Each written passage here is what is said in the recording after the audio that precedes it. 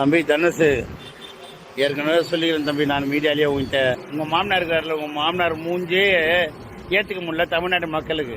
Lawrence AV விட்டாரு, சூர்யா பொண்டாட்டி welcome to Sasi official.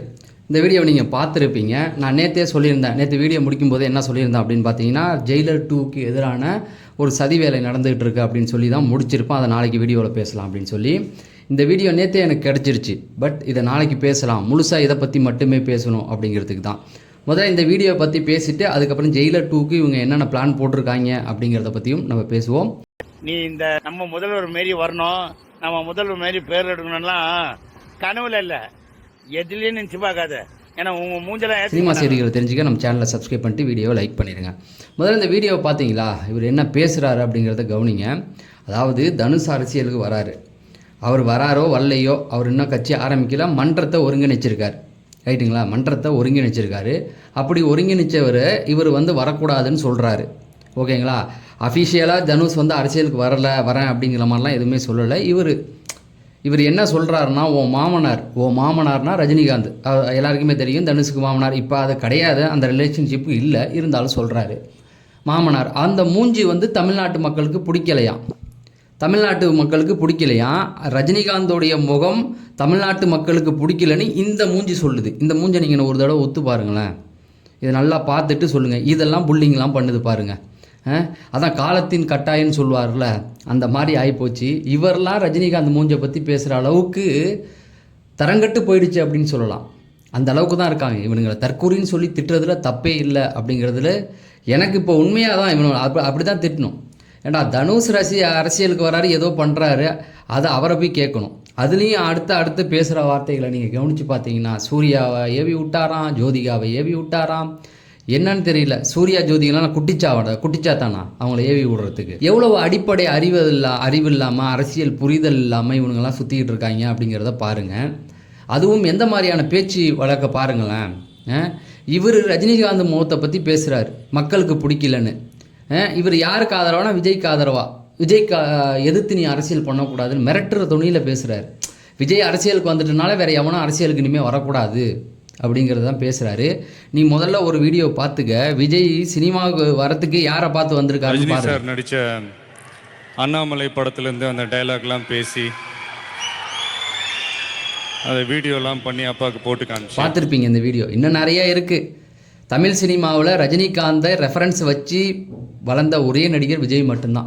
நீங்கள் நல்லா கவனித்து பாருங்கள். அவர் காலத்தில், விஜய் காலத்தில் வந்த நடிகர்களில் அதிகமாக ரஜினி பேரை சொல்லி வந்தவர் யாருன்னு பார்த்தீங்கன்னா இவர் தான். அஜித்து கூட 2-3 படங்களில் பண்ணியிருப்பார், அவ்வளோதான். அதிகமாக அவர் பண்ண 64 படம் வருதுன்னா அதில் 2-3 படம் தான். ஆனால் விஜயை பொறுத்த வரைக்கும் குறைஞ்சது 50 படத்தில் பேசியிருப்பார் ரஜினியை பற்றி. அது எல்லாருக்குமே தெரிஞ்ச கதை, எடுத்து போட்டு நம்மளே பெருமையாக பேசிக்கணுன்ற அவசியம் கிடையாது. அந்த அளவுக்கு பேசி வந்திருக்கார். எதுக்கு இதை சொல்கிறேன்னா, லியோ படத்தில் கூட நான் பொல்லாதவன் பாட்டு வரும். லியோ படத்தில் கடைசியில் நான் பொல்லாதவன் பாட்டு வரும். அப்படி தான் வந்துச்சு. எதுக்கு இவனுக்கு இவ்வளவுன்னு தெரியல. அதாவது ரஜினிகாந்த் தூவி விடுறா, விஜய் இது பண்ணக்கூடாதுன்னு. அதாவது விஜய்க்கு பிடிக்கலன்னு. இந்த பாருங்கள், அரசியல் அவர் முதல் மாநாடு போட்டப்போ ரஜினிகிட்ட கேள்வி கேட்குறாங்க, அவர் என்ன பதில் சொல்லியிருக்காருன்னு பாருங்க. மாநாடு டெஃபினட்டாக மிகப்பெரிய வெற்றியாக நடத்திருக்காரு. அவருக்கு எவ்வளோ அழகாக சொல்லியிருக்காரு, அவருக்கு என்னுடைய வாழ்த்துக்கள், அது மிகப்பெரிய வெற்றி அடையின்னு சொல்லிட்டு போயிட்டார். இதுக்கு மேலே என்னடா சொல்லணும்? ஏன்டா அப்படி புத்தி கட்டு திரியிறீங்க? என்டிஆர் பண்ணாத சாதனையை விஜய் பண்ணியிருக்காருன்னு சொல்லிட்டாரு. இதுக்கு மேலே வேறு எந்த அரசியல்வாதிகளையும் ரஜினிகாந்த் புகழ்ந்ததா சரித்திரமே இல்லை. இந்த பிரச்சனையை முடிக்கணும் அப்படிங்கிறதுக்கு அழகாக அவர் பேசி இதையும் இதை விஷ்ணு விஷால் எடுத்து பேசுகிறாப்புல, ரஜினிக்கே இந்த மாதிரி ஒரு நிலங்க அப்படின்னோன்னா அதை அப்போ அந்த கட்டா குஸ்தி அந்த பார்ட் 2 படத்துக்கு அது நல்லா இல்லைன்னு ரிவ்யூ கொடுக்குறாங்க. இவனுங்களை என்ன சொல்கிறது? எந்த அளவுக்கு போயிட்டானுங்க. ஆனாலும் இந்த மூஞ்சை பார்த்துங்க, எங்கேயாவது பார்த்தீங்கன்னே இதெல்லாம் புல்லிங் பண்ணுது. எனக்கு அதுதான் கஷ்டமாக இருக்குது. நீ எதை பற்றி பேசியிருந்தா கூட நான் வருத்தப்பட்டிருக்க மாட்டேன். ஏன்னா அதான் சொன்ன மாதிரி சூரியனை பார்த்து நாய் குலைக்குதுன்னு விட்டுட்டு போயிடலாம் இவனுங்களை. அதில் ஒரு பர்சன்ட் கூட இவன் புழு சட்டை மாறலாம் எவனும் பெருசாக எடுத்துக்கிறது கிடையாது. ஏன்னா ரஜினிகாந்தோடைய நடிப்பை பார்த்து படத்தில் ரஜினிகாந்த் மாதிரி ஆகணும்னு சொல்லி வந்தவர் தான் விஜய். இதுங்களா, நான் சிவப்பு மன்னன் படத்தில் எஸ்ஏசி டைரக்டர் ரஜினிகிட்ட வேண்டி விரும்பி கேட்டுக்கிட்டார், என் பையன் ஆசைப்பட்றான் உங்கள் டைரெக்ஷனில் நான் உங்களை வச்சு நான் டைரக்ட் பண்ணணும் வாங்கன்னு. அதுக்காக ஒத்துக்கிட்டார். அந்த படத்தில் அவர் பேர் விஜய். ஏன்னா தான் பையனை பின்னாடி வளர்க்கணும் அப்படின்றதுக்காக, பையனை பின்னாடி பெரிய ஆளாக ஆக்கணுங்கிறதுக்காக அந்த விஜய்ங்கிற பேரையே ஃபேமஸ் ஆக்கி விட்டார். ரஜினிக்கு பேர் வச்சு விட்டு, விஜயகாந்துக்கு பேர் வச்சு விட்டு. நீங்கள் எல்லாம் பேசுகிறீங்க பாருங்கள். அதுக்கப்புறம் ஃபஸ்ட்டு படத்துலேருந்து ஒரு 10-15 படத்துக்கு, ஒரு 5-6 படத்துக்கு ரஜினிகாந்தின் நல்லாசியுடன் இந்த படம் தொடங்குது. டைட்டில் கார்டில் போடுவாங்க. மொதல் படம் போடல, அதாவது அதுக்கு அடுத்த படம்லாம் போட்டாங்க. விஷ்ணு படத்துலலாம் பார்த்தீங்கன்னா ரஜினிகாந்தின் நல்லாசியுடன் ரஜினிகாந்த் வந்து நிற்பார். அவர் தான் தொடங்கி வச்சார். நீங்கள் எல்லாம் பேசுகிறீங்க மூஞ்சை பற்றி. சரி, அப்போ அதான் ரஜினிகாந்த் ஏவி விடுறாராம். ஏன் அவருக்கு வேறு வேலை இல்லை? ஏன்டா உங்களுக்கு எதிரி டிஎம்கே, அங்கே போய் சண்டை போடுங்கடா, அங்கே போட மாட்டேறீங்க. அவனுங்க பக்கம் பக்கமாக பூசி போட்டு கழுவி எடுத்துக்கிட்டு இருக்காங்க. அதை விட்டுவிட்டு இங்கே வந்து நின்றுக்கிட்டு தேவையில்லாமல். அதுவும் இவன் என்ன பேசுகிறாருன்னு கேளுங்களேன். மூஞ்சை பற்றி பேசிட்டாரா, எல்லாரையும் ஏவி விட்டார், லாரன்ஸ் ஏவி விட்டார், அவரை ஏவி விட்டார், எல்லாரையும் ஏவி விட்டார். சரி விடு. அதுக்கப்புறம் அவர் என்ன சொல்கிறாருன்னா, விஜயை எதிர்த்து நீலாம் வரக்கூடாது, வந்தீங்கன்னா ஒன்றெல்லாம் மக்கள் வந்து மூஞ்செல்லாம் ஒருத்தவங்களுக்கும் பிடிக்காது. இது எவ்வளோ துமுறான ஒரு பேச்சு பார்த்தீங்களா? ஒரு ஜனநாயக நாட்டில் ஒருத்தவன் எவன் வேணால் கட்சி தொடங்கட்டாமே. இதுக்கு முன்னாடி சீமான் பண்ண கேவலமான வேலை இது. சீமான் தான் எவனாவது புதுசாக கட்சியை தொடங்கினா போய் முதல்ல நின்றுக்கிட்டே நீ வரக்கூடாதுன்னு சொல்கிற ஆள். சீமான் மாதிரி ஆயிட்டீங்கடா. மக்கள் உங்களுக்கு ஓட்டு போட்டு ஒரு ஒரு ஒரு 108 இடத்துல ஜெயிக்க வச்சுருக்கீங்கன்னா, அப்படின்னா நீங்கள் எந்த இடத்துல இருக்கீங்க, மக்கள் உங்களை எந்த இடத்துல கொண்டு போய் அதையே மறந்துட்டாங்க. அவனுக்கு புரியலை. மக்கள் தனி பெரும்பான்மையாக இவ்வளோ இடத்த கொடுத்துருக்காங்களே, அப்போ நீங்கள் என்ன நினைக்கிறோம்? புதுசாக வந்தால் உங்களுக்கு இவ்வளோ இடம் கொடுத்துருக்காங்க, அப்போ மற்ற வரும்போது நீ என்ன சொல்லணும்னா வாங்கன்னு சொல்லணும். திமுகவும் நாம் தமிழரும் பண்ணுற வேலை இது. ஒருத்தன் புதுசாக கட்சிக்கு வந்தானா கட்சி தொடங்கக்கூடாதுன்னு சண்டை போடுறது, அதை இவனுங்க பண்ணிக்கிட்டு இருக்காங்க. அப்போ மக்கள் உங்களுக்கு ஓட்டு போட்டது மட்டும் நியாயம். அவன் அந்த மாதிரி தான் அந்த ஆள் பேசிக்கிட்டு இருக்கான். இப்போ இவர்களெல்லாம் விட்டுருவாங்க.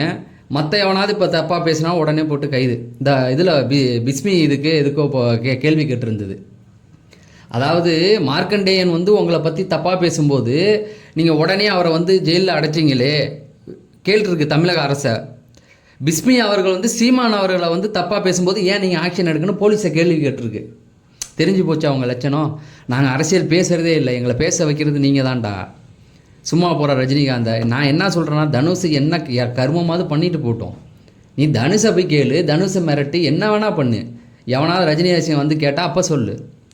தேவையில்லாமல் எவன் எது பண்ணாலும் ரஜினிகாந்த் அதான் அவன் சொல்லுவான்ல. கருணாஸ் வந்து நந்தா படத்துலேயே அதிலே சொல்லுவார், வண்ணாஞ்சலில் உள்பாவடை காணாமல் போனான்னு என்னையை தேடி பிடிச்சி அடிச்சுக்கிட்டு இருக்காங்க. நான் அந்த மாதிரி ஆயிட்டானுங்க. பட் எனக்கு இவன் பேசுனதெல்லாம் எந்த ஒரு இதுவுமே கிடையாது. இவன்லாம் ரஜினிகாந்த் மூஞ்ச பற்றி பேசுகிறானேன்றதான். இதெல்லாம் எதனால் வந்த கடுப்பு தெரியுங்களா? ஜனநாயகன் மொக்கையாக போயிடுச்சு. அதான் நான் அதே சொன்னல, ஜனநாயகன் ஓடலை, அதுக்கு ரஜினி ரசிகன் காரணம் நினச்சிக்கிட்டு இருக்காங்க. படம் நல்லா இல்லைடா, பாதி படம் நல்லா இல்லை. இதே போல் பாதி படத்துக்கு பொய் வசூல் தான். பிகில்லாம் வந்து வசூலே கிடையாது. அது வசூல் இல்லை, ஃப்ளாப் ஆகிடுச்சு, வருமானம் இல்லைன்னு ரஜினிகாண்ட்ட போய் கால் ஷீட்டு கேட்டாங்க அவங்கெல்லாம், அந்த தயாரிப்பு நிறுவனம். இவனுங்க அப்படி தான் பேசிட்டு போவானுங்க. பெருசாக எடுத்துக்க வேணால் சொல்கிறேன். இவனுங்கெல்லாம் ஜெயிலர் படத்தை முடக்கிறதுக்கான வேலையில் இறங்கிட்டானுங்கன்றதை நீங்கள் புரிஞ்சுக்கணும். எவ்வளோ மனித வெறுப்புல இவனை சுற்றிக்கிட்டு இருக்காங்க பாருங்கள். நீ என்ன அரசியல் கர்மமாக பண்ணு, சிஎம் ஆகு, பிஎம் ஆகு, பக்கத்து ஜனாதிபதி ஆகு, அமெரிக்காவுக்கு போய் ஒபாமா யாவானும் கவலைப்பட போகிறதில்ல ரஜினி ரசிகன். ஆனால் இவனுங்க பண்ணுற வேலையை பாருங்கள். இப்படி மற்றவங்களை மட்டம் தட்டி கேவலப்படுத்தி எல்லாரையுமே உலகத்திலேயே நான் உயர்ந்த இடம், நீ தாழ்ந்த இடம் அப்படிங்கிற ஒரு மைண்ட் செட்டில் இவனுங்க வந்துட்டானுங்க அப்படிங்கிறது தான். ஆனால் ஜெயிலர் படத்துக்கு எதிராக நிறைய வேலை பார்ப்பானுங்க. நீங்கள் எழுதி வச்சுக்கிங்க. படம் ஆடியோ லாஞ்சிலேருந்து கூட்டம் இல்லம்பானுங்க. ஆடியோ லாஞ்சி வந்தால் கூட்டம் இல்லம்பானுங்க, பாட்டு நல்லா இல்லம்பானுங்க. தேட்டரில் இவனுங்களா போய் எங்கேயாவது ஒரு முதல்லே போய் உட்காந்துட்டு ஒரு சில இதை எடுத்துக்கிட்டு இந்த மாதிரியான வேலைகளில் இறங்குவானுங்க. நீங்கள் நல்லா பாருங்கள், நீங்கள் எதிர்பாருங்க. தமிழ் சினிமாவில் ஹையஸ்ட் கலெக்ஷனை இந்த ஜெயிலர் 2 எடுத்து காட்டும் அப்படிங்கிறது தான். நீங்கள் அந்த அளவுக்கு ரஜினியை போட்டு நீங்கள் அடிச்சுக்கிட்டு இருக்கீங்க. திரும்பவும் ரஜினி திரும்ப சாதனைகள் தொடரும் அப்படிங்கிறது தான். தொடர்ந்து உங்களுடைய ஆதரவு தாங்க, தொடர்ந்து பேசுவோம். வீடியோவை லைக் பண்ணுங்கள். நம்ம அடுத்த வீடியோவில் சந்திப்போம். நன்றி, வணக்கம்.